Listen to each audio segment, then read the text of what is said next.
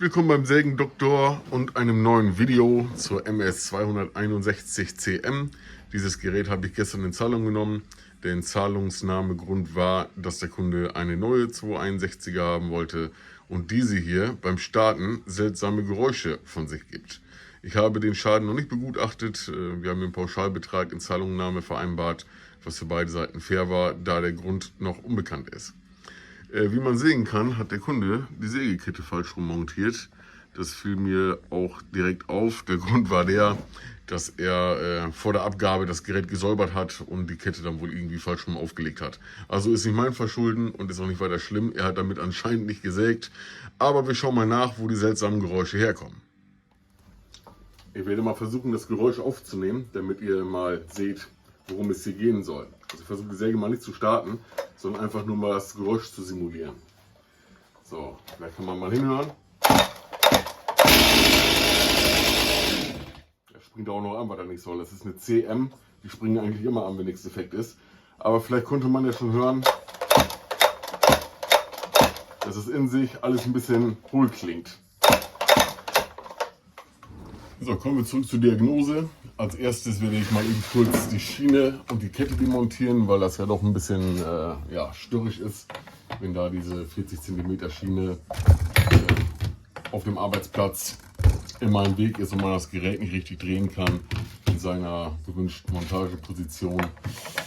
Das erste, was ich machen werde, ist erstmal schauen, ob das Geräusch irgendwo aus irgendeiner Lagerung kommt. Das heißt, wir demontieren den Kettenraddeckel. Das hier ist noch die erste Variante, wie man sieht, aber schon mit verlustigeren Schrauben, Muttern, Entschuldigung. Wenn ich mich ab und zu mal verrede, dann ist das, weil ich die Sätze natürlich nicht im Kopf habe und wir alle Menschen sind. So, Schiene runter und dann schauen wir mal, wie das hier erstmal von Grund aus aussieht. Also wie man hier schon mal ganz schön sehen kann, dass die Kupplungstrommel, die hat wirklich enormes Spiel, was so normalerweise nicht richtig ist. Ausgerüstet mit einem Ringkettenrad, die sind ja radial beweglich, axial beweglich, radial auch leicht, aber das hier, das ist schon mal äußerst ungünstig. Nehmen wir einmal kurz das Kettenrad runter, um zu schauen, wie sich die Kurbelwelle anfühlt, und zwar kupplungsseitig. So, einfach aushängen, abnehmen. Da sieht man schon, da ist irgendwie so ein leichter Grat dran. Man kann es gar nicht so abziehen. Kupplungsglocke von innen natürlich speckig, so wie es oft ist. So, das Lager werden wir nachher auf jeden Fall ersetzen. Und einmal schauen, wie die Kurbelwelle sich anfühlt als solches. Die Kompressionswunsch mal eindrücken, dann kann ich ein bisschen leichter drehen. Aber hier das Kurbelwellenlager auf der Kupplungsseite, das scheint okay zu sein. So, dann gehen wir hin und schauen einmal kurz auf das Polrad, wie das auf der Seite aussieht. Einmal die Montage, ich drehe es mal ein bisschen anders. So, einmal die Haube aufklammern. Für den Weiterverkauf wird hier noch eine Inspektion gemacht. Von daher ist es erstmal weiter unwichtig. Schrauben ausgeschraubt.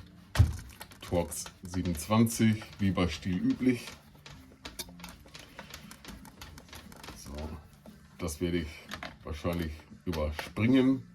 Dieses ewige Schraube, das ist ja auch für den Zuschauer vielleicht nicht ganz so interessant. Aber gehört ihr nun mal dazu. Ups, da geht die Schraube flöten. So. Starter demontiert. Dann schauen wir mal auf das Polrad und auf die Lagerung polradseitig. Das Lager selber hat kein Radialspiel, axial haben wir auch kein Problem, aber man spürt jetzt hier schon eindeutig, vielleicht hört man das sogar, dass es hier Geräusche gibt. Das liegt anscheinend daran, dass entweder das Kurbelwellenlager nicht, das Pleuelfußlager, das Pleuellager oder die Kolbenringe defekt sind. Dann kommen solche Geräusche hier zustande.